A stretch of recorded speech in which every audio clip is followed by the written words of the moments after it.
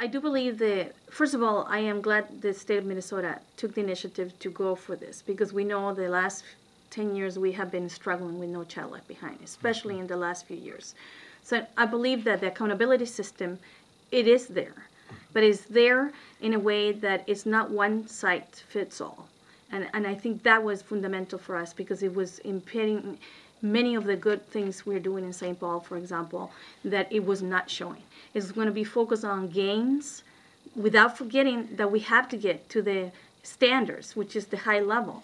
And then it will show how much our schools and our students are improving year by year.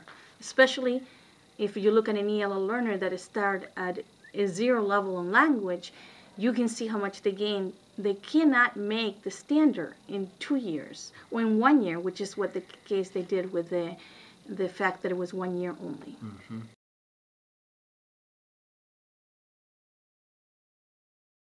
The accountability is there.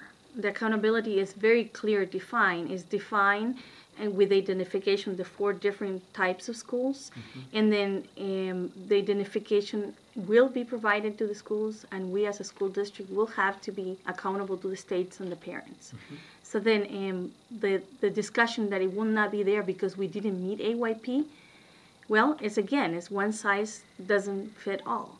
Mm-hmm. And right now Minnesota was struggling because we had more than half of our school districts in the state of Minnesota that were not making AYP.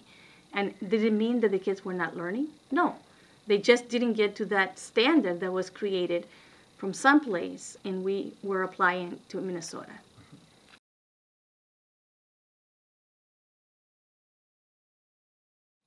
Probably one of the hardest jobs of a superintendent is negotiating a contract, and this was my first negotiation. Lots of learning, lessons learned, and we will get better at it every year. Contracts are important because they develop a relationship with the union. And as you said in your question, I can't talk specifically about the contract until the vote is done, which is Tuesday. But I can tell you that the contract, it is good for kids and for families. And that to me was the bottom line. And it is good for teachers too. So then it's how do you put all those 3 pieces together? Is it good for the economy? Is it good for us as a system? Is it good for the teachers? And is it good for kids and families? And I feel that we found a very good medium.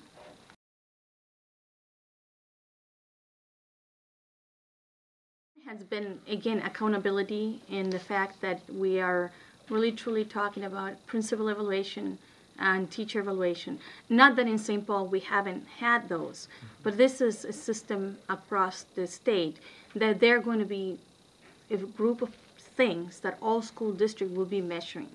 And that, I believe, it will create a better sense for families that we have the right teachers and the right principals in the schools. And I hope that is the message the community gets.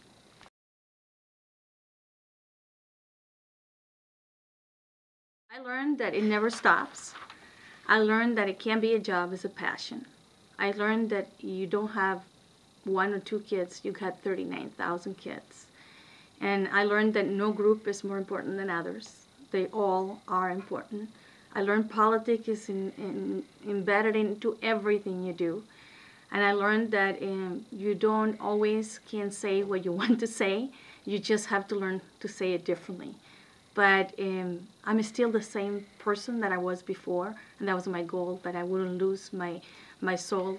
And I'm still the same person, I'm still the same caring individual, and I believe the community believes that I'm here to make a difference. And that has been what I have been working towards.